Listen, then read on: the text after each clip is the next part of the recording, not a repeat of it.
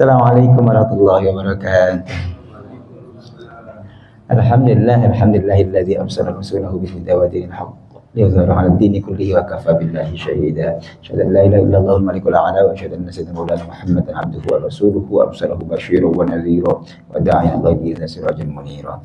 Amma ba'du, qala ta'ala a'udzu billahi minasyaitonir rajim. Bismillahirrahmanirrahim. La uqsimu bihadzal balad. Tidak, aku bersumpah dengan negeri ini. Wa anta hillum bihadzal balad. Engkau ya Rasulullah bertempat tinggal, bermahal di negeri ini, yakni negeri Makkah al-Mukarramah. Wa qala sallallahu alaihi wasallam du'aan lil muhajirin. Allahumma habib ilainal Madinah kama hubbina Makkah aw asyad. Nabi ketika hijrah ke Madinah dilapori oleh sahabat Abu Bakar, Umar, dan yang lain. Ya Rasul, sebagian masyarakat Makkah yang hijrah ke Madinah sampai sini sakit. Satu, memang perjalanan. Yang kedua, iklim Madinah beda dengan Makkah. Nggak terbiasa, mereka akhirnya kemudian sakit. Ya Rasul, apa yang kami lakukan? Nabi kemudian menengadahkan tangannya, berdoa kepada Subhanahu wa ta'ala. Allahumma habib ilainal Madinah. Ya Allah, anugerahkan kepada kami semua kecintaan kepada kota Madinah kahubbina Makkah, seperti cinta kami kepada kota Makkah, au asyad, bahkan lebih dahsyat lagi. Ini hadis mengajari kita tentang cinta tanah air. Pas banget momentumnya, pekan ini adalah pekan pertama kita berada di bulan Agustus 2024, peringatan hari ulang tahun kemerdekaan Indonesia yang ke-79.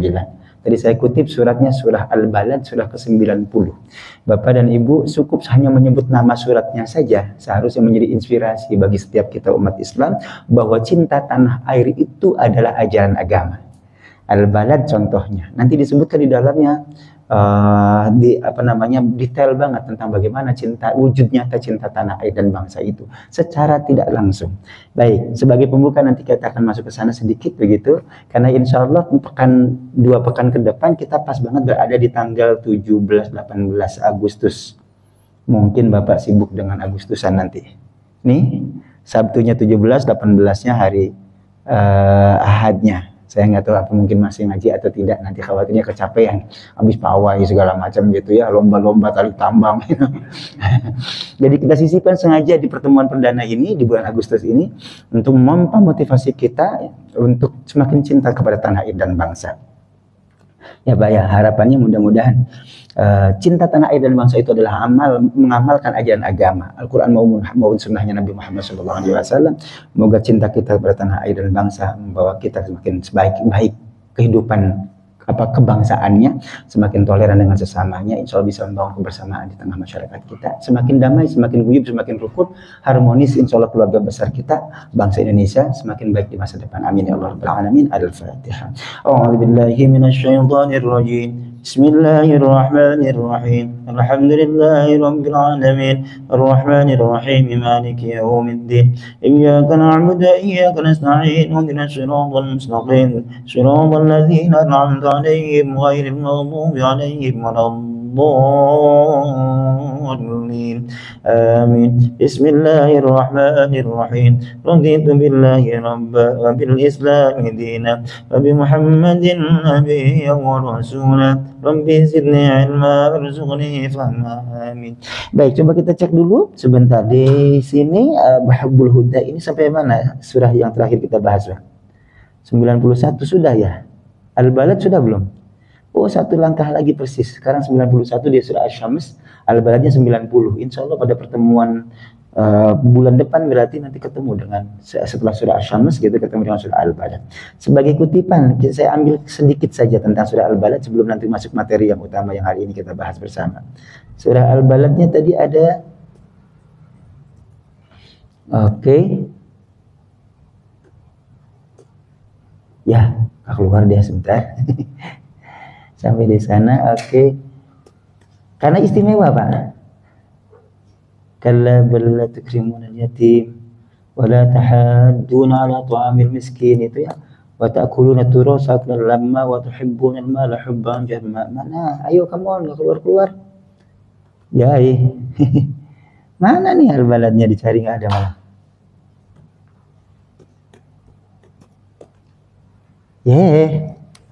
Kok nggak keluar, Pak? Bentar. Lagi. La uqsimu, hafal sudah al-balad? La uqsimu bihadzal balad wa anta hillum bihadzal balad wa walidin wa ma walad laqad khalaqna al-insana fi kabad ayahsabu an lam yarahu ahad alam naj'al lahu 'aynayn wa lisanan wa shafatayn wa hadaynahu an-najdayn falaqatahamal 'aqabah wa ma adraka mal 'aqabah faqqu raqabah. Nah ini Pak, ini inspiratif sekali. Kalau ingin kita berbakti kepada negeri, satu yang pertama adalah faqqu raqabah. Caranya adalah memerdekakan budak. Di zaman Nabi masih ada perbudakan. Sekarang masih ada perbudakan, Pak? Kenapa sih? Human trafficking itu bagian dari perbudakan, ya. Penjajahan di atas dunia harus dihapuskan. Itu 79 tahun yang lalu kita sudah proklamirkan, tapi sampai saat ini masih ada perbudakan. Au it'amu fi yaumin dzi masghubah, atau memberi makan dalam kondisi kelaparan, dalam kondisi paceklik. Orang lagi susah pangan, kita kasih makan. Dua, yatimang dza maqrabah, yang dia kasih makan adalah anak yatim yang memiliki hubungan kekerabatan. Jangan dikira anak yatim itu jauh di sana. Enggak, wawu dekat di sini. Bisa jadi ponakan kita sendiri yatim. Au miskinan dza matrabah, atau orang miskin yang berkalang tanah. Orang miskin yang sudah kelanti banget, kalau nggak kita bantu mati itu miskin. Tsumma kana minal ladzina amanu wa tawassaw bis sabri wa tawassaw bil marhamah. Kemudian dia termasuk orang beriman, saling menguatkan dalam kesabaran, saling menasihati tentang cinta dan kasih sayang. Ilaika ashabul maimanah tuh. Jadi ini bagian dari bagaimana kita mengaktualisasikan nilai cinta kepada negeri itu dengan cara baik hubungannya dengan sesamanya. Memerdekakan budak, membantu orang, sederhananya lah begitu, dari kesulitan hidupnya. Memberi makan lebih definitif, mengangkat harkat derajat anak yatim, memberi kesempatan kepada orang-orang miskin, beriman tentu saja gitu, saling menguatkan juga dalam kesabaran maupun kasih sayang, marhamah, kasih sayang di antara kita tuh. Itu bagian dari. Insya Allah nanti pada waktunya kita akan kursus lebih dalam surah Al-Baladnya. Tapi inspirasinya adalah bahwa ternyata Al-Quran mengajari kita untuk cinta tanah air dan bangsa. Ya Pak ya, hati-hati jangan salah persepsi. Sebab ada sebagian orang yang cinta tanah air itu nggak ada, bukan ajaran agama. Enggak, itu ajaran agama, ada suratnya malah. Surah Al-Balad, surah ke-90. Isinya tuh, bagaimana caranya kita cinta tanah air dan bangsa itu dengan cara yang konkret. Bakti kepada sesamanya. Baik, hari ini kajian kita adalah Sirah Nabawiyah. Kita ambil dari kitabnya Imam At-Tirmidzi, yakni Syama'il Muhammadiyah, yang saya terjemahkan sebagai sosok baginda Nabi Muhammad SAW. Poin per poin kita sudah bahas sedikit demi sedikit tentang kitabnya sudah. Berikutnya adalah isinya panjang, dari mulai gambaran fisik Nabi sampai dengan cara tidurnya, mimpi bertemu Nabi, harta peninggalan, sifat malu dan seterusnya. Kelihatannya memang tidak berisi runtutan bagaimana perjuangan Nabi, misalnya membangun masyarakatnya, berjuang dengan jihadnya misalnya begitu. Enggak, tapi lebih pada sosok baginda Nabinya. Cara Nabi bersandar, cara berjalan, bagaimana cara makan, bacaan, wudhu, minuman dan seterusnya. Jadi masih ini lebih banyak ke personifikasi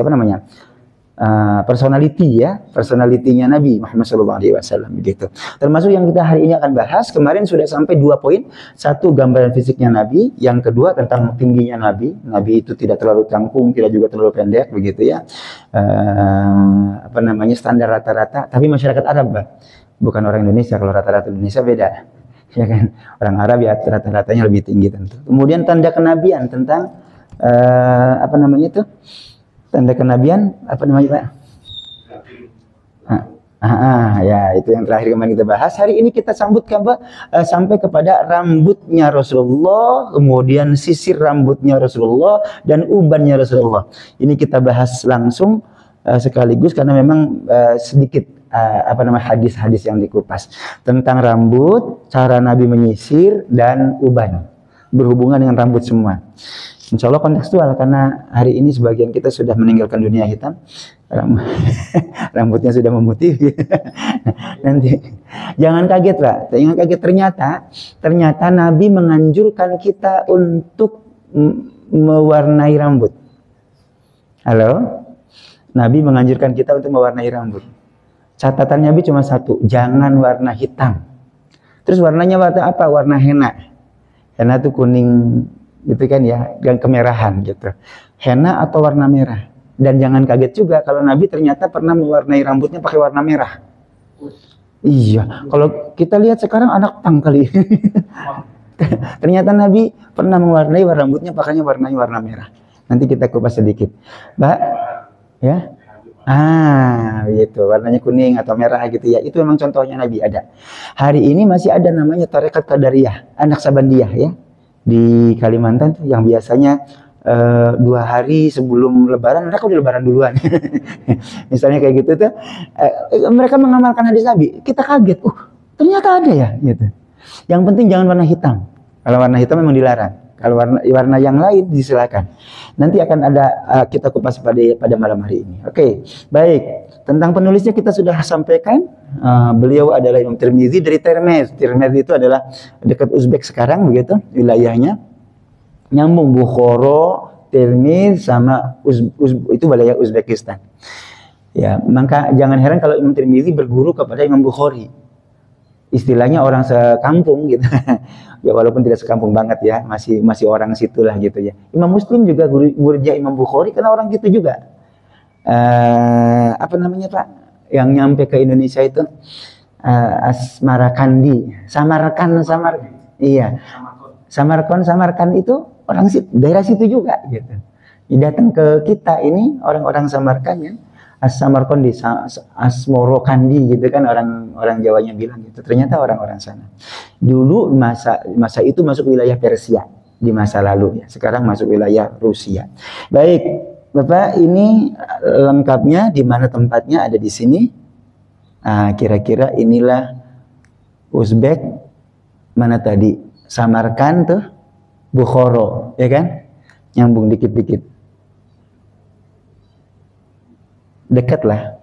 Bukhara Imam Bukhari kan, Samarkand sama daerah sini, Termez ini di sini. Tajikistan, Uzbekistan, Samarkand di sebelah sana. Jadi ternyata guru-guru kita itu orang-orang situ. Ya, maka jangan heran kalau kemudian ada teori Persia, Islam datang dari Persia. Ya maksudnya Persia ini. Sama Asmorokandi itu gitu ya. Baik, kalau yang dari Gujarat bagaimana? Ada, India memang betul juga ada sebagian dari Gujarat India. Baik, ini yang bab pertama tentang bentuk Rasulullah SAW, bentuk tubuhnya, perawakannya, kulitnya, rambutnya, panjang rambutnya, ubannya, bahunya. Nah, jadi kemarin saya disebutkan tidak sampai 20 hari saat meninggal katanya, menurut riwayat ini. Oke, sekarang lebih lanjut lagi.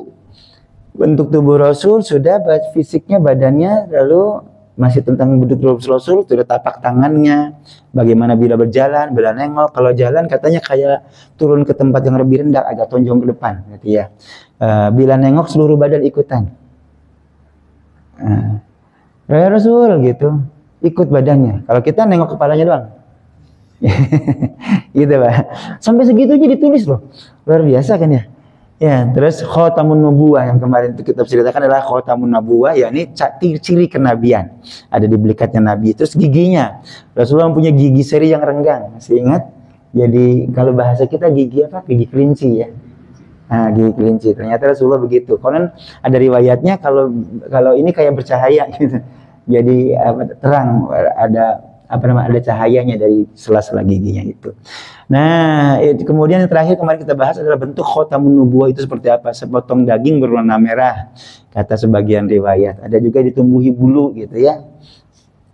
Ditumbuhi bulu-bulu itu yang kemarin kita bahas. Bentuknya, wallahu alam, kalau katanya seperti ini hanya simbolisasi saya kira. Nggak persis seperti itu, tentu nggak mungkin ada tato. Kayak tato kalau begini, makanya bukan, itu simbolisasi saja. Adapun yang realnya adalah seperti yang diriwayatkan dalam hadisnya, adalah sepotong daging berwarna merah ditumbuhi bulu-bulu. Itulah khotamun nubuwah, gitu, tanda kenabian. Baik, hari ini kita masuk ke rambutnya Rasulullah SAW. Bagaimana? Bapak Ibu, yang pertama, rambut Rasulullah SAW mencapai pertengahan kedua telinganya. Ini telinga kita, rambutnya sampai ke pertengahan telinganya. Berarti panjang rambutnya, gondrong. Beliau tempo hari itu masih ya. Itu lebih dari sini ya. Waktu itu jadi intel soalnya. Iya. Adik saya pernah gondrong dulu. Kalau saya pribadi nggak pernah gondrong. Susah mau gondrong ya, orang kedinasan gimana Pak? Nggak mungkin ya kan. Anak murid kita suruh potong, ya nggak boleh nyabrak telinga, gitu kan. Masa gurunya malah nyontohin gondrong gitu kan. Tapi kalau ini sunnah Nabi harus, Bapak gitu kan, kepala sekolah kok misalnya ditegur sama kepala sekolah. Ini sunnah Rasul ya. Ya, memang bahwa Nabi SAW memang panjang rambutnya sampai pertengahan telinganya, iya.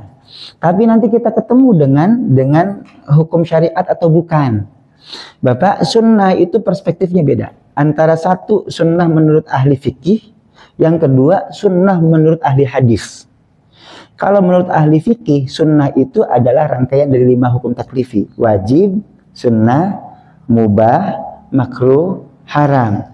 Kalau wajib dilakukan mendapatkan pahala, ditinggalkan dosa. Kalau sunnah dilakukan mendapatkan pahala, tinggalkan rugi, bahasa kita sekarang ya. Nggak apa-apa gitu ya, tapi nggak dosa gitu, cuma rugi aja karena sunnah. Itu kalau sunnahnya terhubung dengan fikih, terhubung dengan hukum taklifi. Kalau menurut ilmu hadis, sunnah itu tidak harus terhubung dengan soal hal haram, tidak terhubung dengan soal pahala dosa, enggak. Semua perilaku Nabi disebut sunnah menurut ilmu hadis. Ma usnida dan Nabi min qaulin au fi'lin au taqririn au sifati khalqiyatin au khilqiyatin. 5 poin tuh. Apakah itu bentuknya ucapan, perbuatan maupun penetapan yang melakukan sahabat tapi ditetapkan oleh Nabi, itu sunnah. Termasuk di dalamnya adalah sifatu khalqiyatin au khilqiyah. Akhlak maupun fisiknya.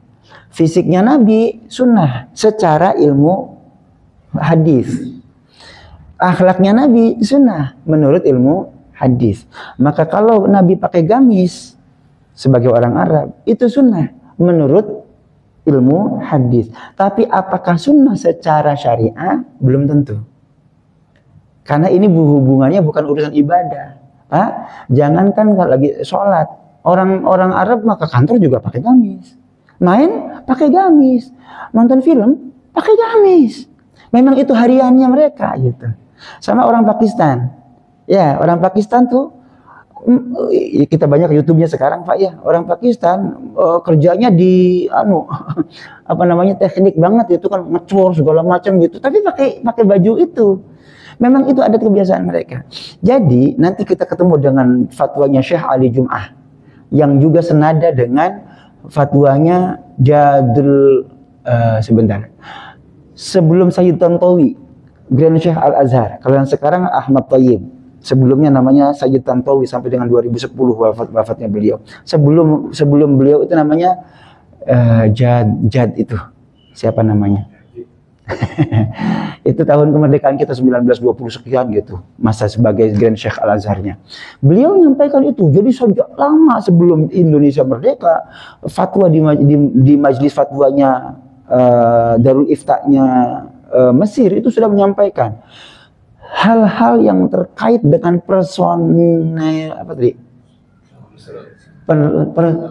personalitinya Nabi yang tidak terhubung dengan urusan ibadah, itu tidak harus diikuti, tidak menjadi keharusan untuk diikuti. Kalau mau ikuti silakan nggak apa-apa, tapi tidak ada hubungannya dengan ibadah, maka tidak bernilai pahala dari sisi makainya gitu. Tapi karena kita misalnya mengikuti Nabi, cinta kepada Nabinya, itu yang berbahayanya. Cinta kepada Nabinya itu bukan karena murni bajunya, bukan karena yang kita pakai, bukan. Kalau yang kita pakai, Nabi pakai gamis ya memang orang Arab, gitu ya.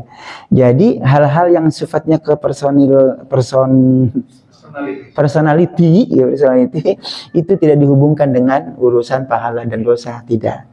Itu dari zaman Grand Syekh Al-Azhar sebelum Sayyid Tantawi sampai dengan Ali Jum'ah yang sekarang, pandangannya sama. Termasuk ini, rambut.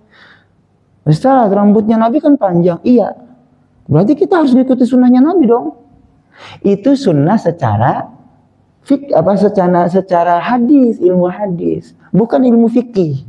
Kalau sunnah secara ilmu fikih adalah yang mendapatkan pahala kalau dilakukan. Kalau sunnah menurut ilmu hadis, meskipun tidak ada hubungan dengan ibadah, disebut sunnah. Dalam arti perilaku contoh, teladan, sirah jejak langkahnya Nabi Sallallahu Alaihi Wasallam. Disebutnya sebagai sunnah juga. Gitu Pak ya. Jadi kalau kita sampaikan ini tentang rambut segala macam, bukan untuk langsung saklek diikuti. Karena ini hubungannya personality, bukan soal ibadah. Gitu Pak. Oke, clear. Kalau kita pendek sekarang berarti ingkar sunnah dong, menyalahi sunnah dong. Enggak begitu. Ini hubungannya bukan hubungan ibadah atau non ibadah, bukan urusan fikih, bukan. Tapi urusan personality tadi, urusannya adalah urusan hadis. Nabinya begitu di masanya, sesuai dengan konteks zamannya. Kalau sekarang bagaimana? Kalau sekarang lihat-lihat kondisinya. Kata Syekh Ali Jum'ah juga dikutip dengan jadul siapa tadi itu. Kalau yang bersifat personality, ya lihat konteks zamannya. Lihat asas kepantasannya gitu. Nanti itu berlaku, mohon maaf Pak, untuk misalnya jenggot. Nanti dikupas tuh. Apakah itu menjadi bagian dari syariah? Bukan. Itu personality. Memang ada bahasanya, khariful musyrikin. Bedalah kalian dengan orang musyrik. Orang musyrik kafir Quraisy sama bajunya dengan orang yang sudah Islam. Yang sudah Islam maupun yang belum Islam sama-sama pakai gamis. Bedainnya gimana gitu. Maka kemudian Nabi kasih cirinya gimana? Potong kumismu, biarkan jenggotmu gitu. Itu antara lain dipesankan kepada Ibnu Umar, Abdullah bin Umar.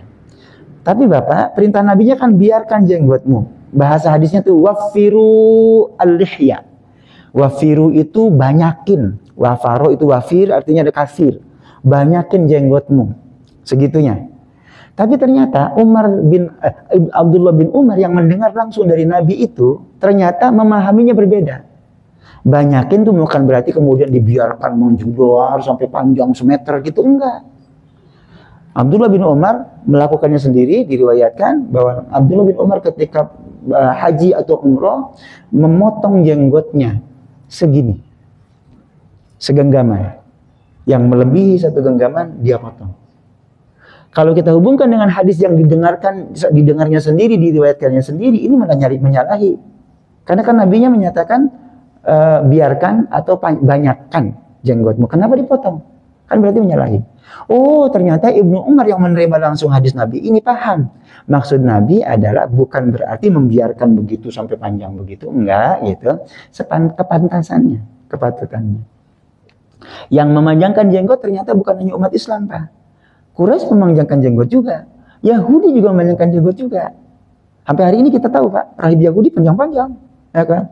Cuma ya, bedanya gimana? Bedanya kalau Islam cukur kumisnya. Kalau Yahudi, kumisnya dibiarkan. Melentit kayak takur gitu. Tuhan takur. Gitu, Pak. Jadi kita mah dipotong. Nah, yang memang dimakruhkan itu mencukur, memangkas dari ujung. Itu sebab Abdullah bin Umar tidak mencukur, tapi memotong. Beda ya Pak ya, memotong dengan mencukur. Kalau mencukur habis sampai dengan pangkal, itu tidak dianjurkan memang. Potong sepantasnya gitu. Oke, baik. Kembali ke sini, jadi termasuk soal apa tadi? Soal rambut, ini tidak saklek harus diikuti. Walaupun bunyi redaksinya memang begitu. Rambut Rasulullah SAW ada 8 hadis pada dalam satu bab ini yang tentang rambutnya Rasul, bab yang ketiga. Hadis yang pertama, rambut Rasulullah SAW mencapai pertengahan kedua telinganya. Ini riwayatnya Ali bin Hujr dan maksudnya dari Anas bin Malik. Sumbernya ujungnya sahabat Anas bin Malik. Berikutnya, Rasulullah adalah seorang yang berbadan sedang, kedua bahunya bidang, sedangkan rambutnya menyentuh kedua daun telinganya. Ini benar, sesuai. 2. Yang ketiga, rambut Rasulullah tidak terlampau keriting, tidak pula lurus kaku. Rambutnya mencapai kedua daun telinganya. Lagi-lagi, 3 hadis ini sama persis mencapai kedua telinganya. Oke. Kalau model rambutnya sendiri, Nabi tidak ikal banget gitu ya, tidak keriting banget, tidak juga lurus banget. Jadi ikal kira-kira begitu ya Pak. Bergelombang gitu kalau bahasa kita. Tentu ini nggak bisa kita tiru. Bukan berarti oh kalau begitu harus dari rebonding Ustaz gitu misalnya. Enggak. Ini kan ceritanya memang wujudnya Nabi ya, sosoknya Nabi gitu ya. Berarti kalau begitu kita harus ngikutin dong gitu. Harus pakai gimana kalau di treatment gitu. Rambut saya lurus banget nih, dibikin gelombang misalnya. Enggak harus begitu. Karena ini urusannya hanya menyampaikan bahwa fisiknya Nabi seperti itu gitu. Baik, dan itu tentu saja berurusan dengan genetik ya kan. Ya kalau kita nggak punya keturunan keriting, gimana punya rambut keriting kan gitu. Malah kalau bapak kita nggak keriting, ibu kita nggak keriting, kitanya keriting, aneh, anak siapa? Kira-kira ya. Baik, ini Bapak berikutnya. Oh, lupa masih ada ini.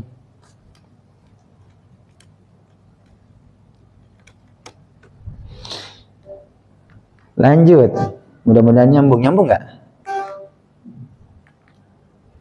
Oke. Nah, tadi sudah ya tentang bersisir. Nah, cara bersisirnya Nabi. Ini rambutnya sudah selesai. Sekarang soal rambutnya. Tadi ada berapa? 8 hadis berkenaan dengan soal rambut. Tadi sudah soal panjangnya. Oke. Berikutnya adalah tentang bagaimana cara bersisirnya. Sampai direkam juga, Pak, luar biasa. Nabi itu nyisirnya kemana gitu. Menyisir rambutnya ke belakang, kanan, kiri. Awalnya Rasulullah SAW itu menyisir rambutnya ke belakang. Apa sebab? Sebab tidak mau sama dengan kafir Quraisy. Lagi-lagi ini soal politik identitas, Pak. Sesungguhnya Rasulullah SAW dulu menyisir rambutnya ke belakang. Sedangkan orang-orang musyrik menyisir rambut mereka ke kiri dan ke kanan. Jadi kalau Bapak, nah saya ke kanan nih. Dulu masa kecil saya ke kiri. Pernah belah 2. Pernah juga ke belakang gitu. Klimis kayak siapa ya dulu? Pak Harmoko apa ya? Ya klimis, betul ya? Klimis banget ke belakang. Dicatat Pak, sampai segitunya luar biasa ya. Nah, Nabi nggak mau sama orang musyrik. Orang musyriknya ke kiri dan ke kanan, Nabinya nyisir ke belakang. Yang nyisir ke belakang itu ternyata tradisi orang Yahudi. Ahlu kitab senang nyisir ke belakang, gitu. Ahlu kitab menyisir rambutnya ke belakang. Selama tidak ada perintah lain, Rasulullah senang menyesuaikan diri dengan ahlu kitab. Jadi Rasulullah itu senang mengikuti ahlu kitab dalam tradisinya, termasuk di dalamnya juga tentang misalnya sampai dengan puasa Syuro. Siapa yang ngajarin kan begitu Nabi hijrah ke Madinah? Ini siapa yang kamu lagi ngapain? Puasa ya Rasul gitu. Puasa apa? Puasa 10 Syuro. Kalau gitu bahasa Syuro gitu. Emang siapa yang ngajarin? Nabi Musa dulu. Nabi Musa diselamatkan dari Fir'aun, bla bla bla gitu. Oh, kami lebih berhak, maka puasa Syuro juga Nabi. Gitu. Misalnya ya, itu puasa Syuro sebelum kewajiban puasa Ramadan. Nah, puasa Syuro wajib, pernah wajib. Begitu diwajibkan puasa Ramadan, puasa Syuronya menjadi sunnah. Baik. Jadi Rasulullah SAW senang menyesuaikan diri dengan ahlu kitab. Nah, kemudian Rasulullah SAW menyisir rambutnya ke kiri dan ke kanan. Tapi karena ini bukan urusan ibadah, gitu kan? Belakangan Nabi nyisir ke kiri ke kanan, seperti kafir Quraisy. Ketika Quraisy sudah bercampur, sudah banyak Islam, gitu kan? Ya. Prinsipnya gini, hal-hal yang menjadi identitas satu kelompok, gitu. Yang kelompok itu melawan agama, jangan ikuti. Itulah konteksnya hadis man tasyabbah biqaumin fahuwa minhum. Siapa yang menyerupai satu kaum, maka dia tergolong orang itu, kelompok itu. Ya Pak, identitas yang mereka khas punya, gitu, khas mereka punya, gitu, jangan diikuti. Karena itu nanti menjadi seakan-akan kita membeo, seakan-akan kita followers mereka, gitu. Kira-kira begitu. Nabi nggak suka itu. Karenanya khaliful Yahud, khaliful musyrikin gitu. Kalian harus beda sama orang Yahudi, meskipun pakai berjenggot tapi harus begini. Kumisnya dicukur gitu kan. Orang musyrikin kumisnya dicukur gitu. Enggak, jangan sama-sama mereka gitu. Kalau mereka menyisir rambutnya ke kanan ke kiri, saya ke belakang. Sampai segitunya gitu diperhatikan. Baik. Rasulullah SAW sering meminyaki rambutnya. Meminyaki rambut. Zaman sekarang masih musim nggak Pak? Kalau zaman kita kecil dulu masih ingat saya tanco, hijau, sampai kelomot gitu ya kan? Kalau nggak ada tanco jelantah, pulang-pulang disebutin. Masih ada nggak sih Pak? Ada. Nah itu saya nggak kenal tuh. Apa ya komet namanya? Pomet. Oh gitu ya. Iya. Sekarang kayaknya kita udah nggak lagi ya. Bris, ya, kalau kerenan dikit bris, kalau murah tanco. Ya. Kalau nggak punya duit pakai ludah. Ya, Nabi menyimanyaki rambutnya sesuai dengan konteksnya, menyisir janggutnya. Ada yang pernah menyisir janggut? Saya belum pernah, soalnya nggak ada. Apa yang mau disisir? Kalau bapak yang tebal mungkin janggutnya disisir ya bisa. Kalau saya nggak ada, susah.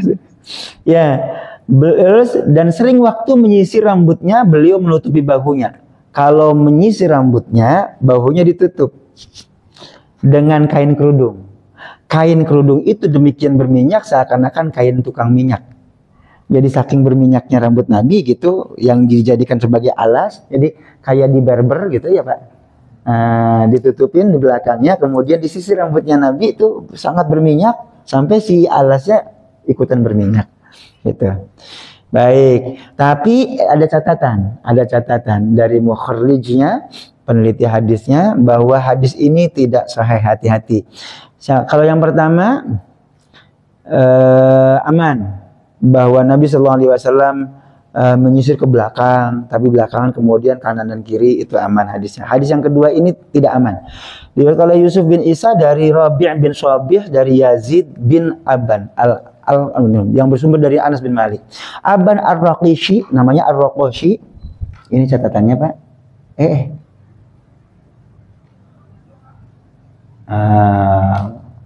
Oke, saya gedein sedikit. Aban Ar-Raqishi dikenal sebagai orang yang dinilai mungkar periwayatannya. Bahwa masih ingat ada 3 hadis. 1 maudhu, yang kedua matruk, yang ketiga mungkar. Itu yang tidak boleh diterima hadisnya. Maksudnya tidak bisa dikategorikan sebagai hadis yang sahih, fatal ketidaksahihannya. Apa mungkar itu? Mungkar itu adalah satu di antara perawinya ada yang diketahui suka berbuat kemungkaran, dosa besar gitu. Ya, itu nggak bisa diterima. Ya, hadis ini sangat berlawanan dengan kebanyakan hadis sahih yang menerangkan tentang kebersihan dan penampilan terpuji Rasulullah SAW. Muhammad Afif Az-Za'abi. Jadi kan katanya berminyak banget gitu kan, seakan-akan Nabi nggak ini dong, nggak bersih gitu kan. Karenanya itu kemudian hadis ini dikoreksi. Ini hadis tidak tepat, bukan mungkar, tidak bisa diterima sebagai dasar, gitu ya. Cuma memang ada riwayatnya gitu aja.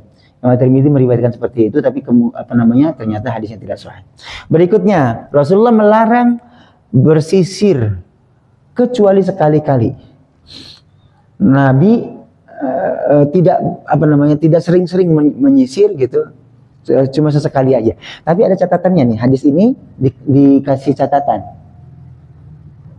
Penelitinya menyatakan ini hadis diriwayatkan oleh Muhammad Bashar dari Yahya bin Sa'ad dari Hisham bin dari Hasan Al-Basri, bersumber dari Abdullah bin Mughaffal. Abdullah bin Mughaffal diberi catatan di bawahnya. Saya masukin nggak ya? Nggak masuk kayaknya deh. Yang dimaksud adalah Nabi tidak suka melihat laki-laki bersolek. Bukan nggak boleh nyisir, bukan. Maksud poinnya adalah Nabi nggak suka ada laki-laki tapi melambai. Hai, ya tulang lunak. Itu poinnya Pak. Satu indikasinya adalah suka, gitu, ya kan? Malah sekarang jadi Pak, tukang rias gitu macam-macam tuh. Nabi nggak suka tuh.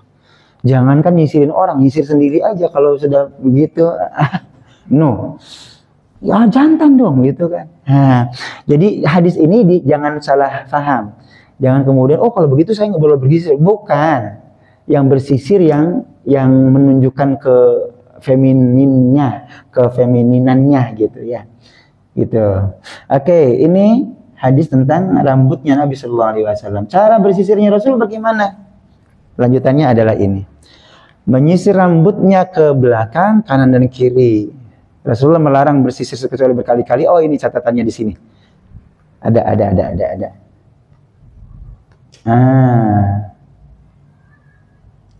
Yang dilarang adalah bersisir layaknya wanita bersolek. Tulang lunak tadi. Ada lagi bahasanya tulang lunak. Sekarang kontekstual Pak, karena LGBT menjamur di mana-mana. Ya Allah, diperjuangkan oleh banyak orang. Astagfirullahaladzim. Luar biasa tuh Pak.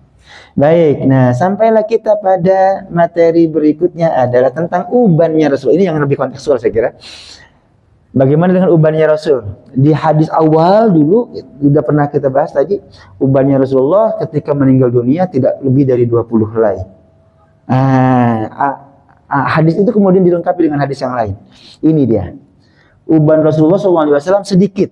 Ini kesimpulan saya Pak. Hadisnya ini. Qatadah bertanya kepada Anas bin Malik, Rasulullah, pernah Rasulullah SAW menyemir rambutnya? Qatadah nanyanya kepada Anas bin Malik. Anas bin Malik itu menjadi pembantunya Rasul di usia 10 tahun. Dibawa oleh ibunya. Ya Rasul, saya nggak punya apa-apa untuk mengabdikan diri kepadamu. Saya hanya punya anak saya ini. Anak masih remaja muda belia gitu 10 tahun. Tolong saya titipkan kepadamu, jadikan pembantumu. Bukan budak, Pak. Beliau dijadikan sebagai pembantunya Nabi SAW. Dikirim oleh ibunya. Gitu. Dan biar sekalian belajar gitu kan, ngabdi kepada Nabi SAW. Kalau bahasa kita sekarang pengabdian di pesantren. Itu usia 10 tahun, Nabi hijrah di Madinah sampai dengan wafatnya 10 tahun. Jadi di usia belasan Anas bin Malik mendampingi Nabi SAW. Dan Anas bin Malik itu didoakan Nabi SAW. Didoakannya luar biasa. Satu saat setelah selesai sholat, Nabi kemudian diminta oleh keluarganya untuk mendoakan. Nabi menjadi imam, kemudian di belakangnya keluarganya Anas bin Malik. Anas bin Malik di situ. Ada di situ ikut bermakmum kepada Nabi SAW. Lalu diminta oleh keluarganya, tolong doakan anak saya ya Rasul, yang terbaik untuk dia, gitu kan. Rasulullah kemudian berdoa banyak banget, tanya segala kebaikan untuk Anas bin Malik. Di antaranya yang saya ingat adalah Anas bin Malik didoakan oleh Nabi SAW memiliki satu berumur panjang, yang kedua memiliki keturunan yang banyak. Dan itu terbukti. Anas bin Malik itu wafatnya di atas 100 tahun kalau nggak salah, 100 berapa tahun gitu, umurnya panjang. Yang kedua, anaknya lebih dari 100. Bukan anaknya, keturunannya. Iya. Jadi anak keturunannya gitu, zuriyahnya itu lebih dari 100. Saat beliau masih hidup, anak zuriyahnya lebih dari 100. Coba Bapak lihat kakek Bapak, nenek Bapak gitu, sampai dengan beliau saat meninggal berapa orang? Nah, Anas bin Malik lebih dari 100. Kebayang. Itu doanya Nabi makbul, Pak. Luar biasa ya. Anas bin Malik berpisah dari Nabi, Nabinya wafat di usia 20 tahun berarti kan. Ini riwayatnya dari. Jadi kalau sumbernya Anas bin Malik ya wajar kita percaya. Ya kan? Karena memang Anas bin Malik tinggal bersama Nabi di usia 10 sampai dengan 20 tahun. Pernahkah Rasulullah menyemir rambutnya yang telah beruban? Anas bin Malik menjawab, tidak sampai demikian. Karena rambutnya Nabi memang yang ubannya sedikit gitu, hanya beberapa lembar uban saja di pelipisnya. Kalau saya ubannya sampai sini sekarang. Dulu ting satu gitu, sekarang udah nambah banyak. Pelipis di sini ya berarti. Namun Abu Bakar pernah mewarnai rambutnya yang memutih dengan daun pacar dan katam. Kata Anas bin Malik, Nabi enggak. Ini ya di dalam konteks ini tahun keberapa gitu kan, karena memang sedikit, cuma beberapa aja gitu. Tapi kalau Abu Bakar pernah gitu, ubannya sudah banyak gitu, kemudian mewarnai pakai daun pacar atau daun katam. Daun pacar itu kita ya, ada buat tangan gitu kan biasanya ya. Nah ini riwayatnya siapa? Katam adalah sejenis tumbuhan yang biasa digunakan untuk memerahi rambut, sedangkan warnanya merah tua. Jadi kuning atau merah itu dari situ tuh, dari katam. Kalau henna kan kuning, kalau katam merah gitu. Oke. Yang pasti dari sini kelihatan bahwa pewarnanya bukan pewarna sintetis yang menutup pori-pori rambut. Kalau menutup pori-pori rambut masalah, Pak. Sebab apa? Wudunya nggak sah. Kan wudu harus sampai ke ini kan, mana bitil sya'ar, kan, tempat tumbuhnya rambut kan. Kalau rambutnya tertutup gara-gara pilok apa namanya? Pikok. Ya kan, misalnya gitu. Ya gimana, batal dong, wudunya nggak sah dong, gitu kan.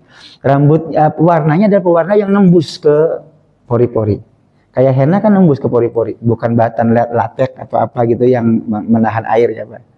Nah, kalau perempuan gimana? Perempuan biasanya kalau lagi haid mereka pakai gitu, karena nggak bersuci kan gitu.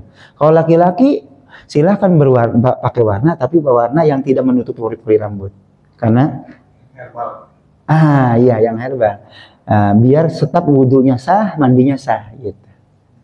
Ya, kalau ditutup rambutnya, mandinya gimana? Kira-kira gitu. Baik, lanjutnya. Dalam satu riwayat Ibnu Abbas mengucapkan Abu Bakar radhiyallahu anhu berkata, wahai Rasulullah, sungguh Anda telah beruban. Rasulullah bersabda, surah Hud, surah Al-Waqi'ah, surah Al-Mursalat, surah Amma Yatasa'alun, dan surah Idza Syamsu Kuwirat menyebabkan aku beruban. Saking beratnya Nabi menerima wahyu ya. Kalau kita kan beratnya menanggung stroke, cicilan, berotok hujan. Ini diriwayatkan oleh Abu Quraib Muhammad bin Ala dari Ikrimah bersumber dari Ibnu Abbas. Sedikit lagi waktunya. Oke, ubahnya Rasulullah SAW bagaimana? Jadi Nabi sampai menggunakan ini nggak? Sampai mewarnai rambutnya nggak? Oh, Abu Bakar yang mewarnai rambutnya ya. Ternyata bukan nabinya. Ubah Rasulullah sedikit. Surah Hud dan seterusnya ini sama. Ya. Satu lagi, sembin rambut Rasulullah. Rasulullah menyembin rambutnya ada, Pak. Rasulullah menyembin rambutnya. Ini terakhir. Pas banget. Pernah beristirahat, aku melihat Rasulullah keluar dari siapa namanya? Istri Bushair bin Al-Khas. Oh, susah bacanya nih. Keluar dari rumahnya mengibatkan rambut setelah habis mandi dan di kepalanya terdapat bekas daun inai atau bekas selupan. Kata rawinya ragu nih, gitu. Aku melihat Rasulullah SAW dipacari merah. Jadi Nabi sendiri juga pernah mewarnai rambutnya dengan warna merah. Saya benar berarti apa yang tadi dia pakai sebagai pembuka. Nabi pernah pakai pewarna rambut, warnanya merah. Ya, tapi lagi-lagi ini soal budaya tradisi masyarakat setempat, tidak langsung saklek kita harus ikuti sekarang, karena sekarang identitas pewarnaan rambut itu menjadi identitas anak-anak bergajulan gitu, anak-anak pang gitu, ya kan? Kalau itu sudah menjadi identitas budaya mereka, ya jangan kita ikuti gitu ya. Kontekstual lah memandang hadis sehingga kemudian kita bisa mengamalkannya tanpa harus kemudian menghilangkan substansinya. Substansinya apa nih? Nabi itu senang kalau kita menunjukkan tanda syukur kepada Allah Subhanahu wa taala. Kalau rambut nanti ada ketemu. Satu saat Nabi bertemu dengan sahabat di saat umroh gitu, kemudian rambutnya merotok putih semua. Jenggotnya putih semua. Nabi kemudian berkomentar, "Khalifu al-Yahud." Kamu jangan sama orang Yahudi. Orang Yahudi membiarkan putih itu kebanggaan bagi mereka gitu. Kita gimana? Kasih warna rambutmu, kuning atau merah, asal jangan hitam.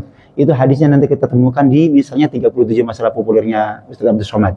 Saya baca itu di tempat yang lain. Jadi Pak, silakan mewarnai, terutama yang sudah meninggalkan dunia hitam. Yang penting jangan hitam. Ya, dan bukan semir, tapi pewarna yang tembus ke pori-pori, yang tidak menghalangi pori-pori air masuk ke dalam pori-pori rambut kita gitu ya. Ya Pak. Alhamdulillahirabbil alamin. Subhanallahi bihamdika asyhadu an la ilaha illa anta astaghfiruka wa atubu ilaik. Wassalamualaikum warahmatullahi wabarakatuh.